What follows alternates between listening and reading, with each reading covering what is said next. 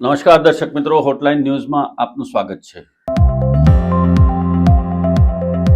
ગુજરાતમાં ફરી વખત ધરાધણધણવાના બનાવ બન્યા છે। ભૂકંપની ઘટના ફરી વખત બની છે। રાજકોટ જિલ્લાના ધોરાજી અને ઉપલેટામાં ગઈકાલે રાત્રે એટલે કે ગુરુવારે રાત્રે ભૂકંપના આંચકા આવ્યા હતા અને એનો જે કંપન છે એ 3.8 મેગ્નિટ્યુડ સુધીનું નોંધાયું હતું। લોકોમાં ભૂકંપના આંચકાના કારણે ગભરાટ ફેલાયો હતો અને લોકો પોતપોતાના ઘરોમાંથી બહાર દોડી આવ્યા હતા।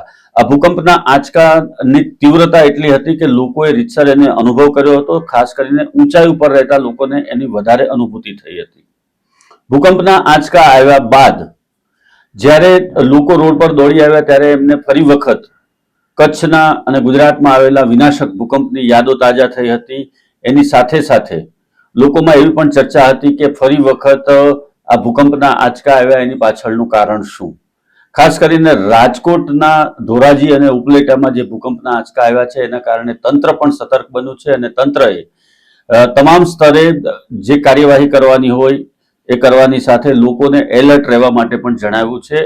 ખાસ કરીને ખુલ્લી જગ્યાઓમાં દોડી જવાનું કહેવામાં આવ્યું છે અને ભૂકંપનો આંચકો જ્યારે પણ આવે ત્યારે પોતપોતાના ઘરમાંથી બહાર દોડી જવાનું પણ તંત્ર દ્વારા સૂચના આપવામાં આવી છે।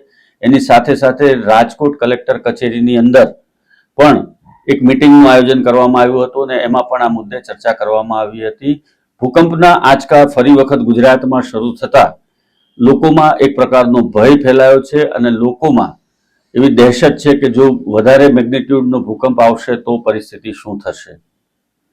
હાલમાં એટલે કે આજે શુક્રવારે સવારે આવી કોઈ બીજી ઘટના બની નથી। જે બપોર સુધીમાં બીજી કોઈ ઘટના એવી સામે નથી આવી કે ધરાધ્રુજી હોય અને લોકોમાં ગભરાટ ફેલાયો હોય। ભૂકંપનું કેન્દ્ર બિંદુ ધોરાજીથી 28 કિલોમીટર દૂર હોવાનું તપાસ દરમિયાન જાણવા મળ્યું છે અને આ ધરાધ્રુજવાની પાછળનું કારણ શું છે એની પણ લોકોમાં અનેક પ્રકારની ચર્ચાઓ થઈ રહી છે।